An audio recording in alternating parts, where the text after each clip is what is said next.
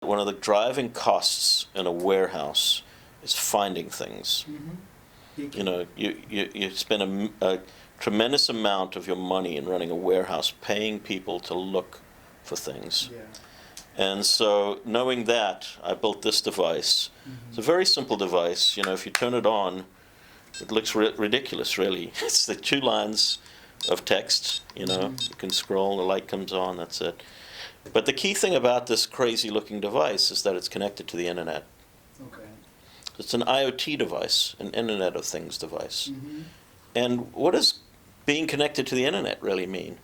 What it means is that you can turn this device on remotely and paint the display with whatever you want at any time from anywhere in the world.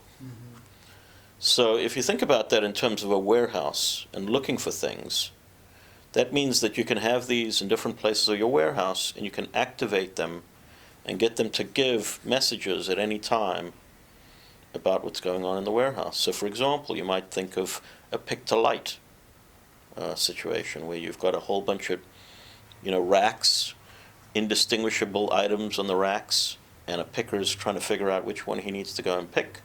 Well, you can put his name on here. You can play a little tune. You see it has a little speaker in there. And you can tell him what quantity to pick and where to go because the device lights up and says, hey, over here. So that way you can use it as a pick-to-light. Similarly, sort of in a converse, you can use it as a put-to-light. So for example, if you've got a mobile cart, like this cart you see behind you here, and you're going through the warehouse collecting items for an order, you can have this attached to the cart. And then, you know, when you're picking a particular order, it can say, okay, put that item, that SKU number, into this location for this customer. That would be a put-to-light scenario.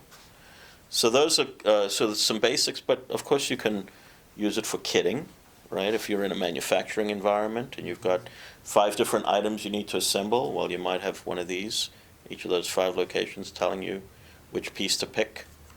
So it's an assistive device. But there are also other things that it does. For example, when you push the button, there's a default piece of information that it stores there. And in fact, you can push it multiple times. It'll scroll through several pieces of information. So for example, you can store in here an order ID. If you think of the put-to-light scenario that I was telling you about, let's say each of those cartons over there represents an order, and you've got a device associated with each carton. Maybe you've got in here the order ID.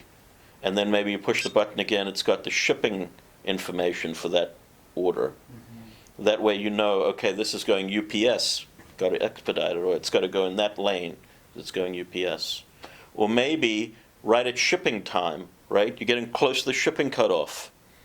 Well, all those devices that are going UPS, all of a sudden they start lighting up, flashing, saying, hey, hey, hey, hey, hey, I gotta go, I gotta go. You better finish the order.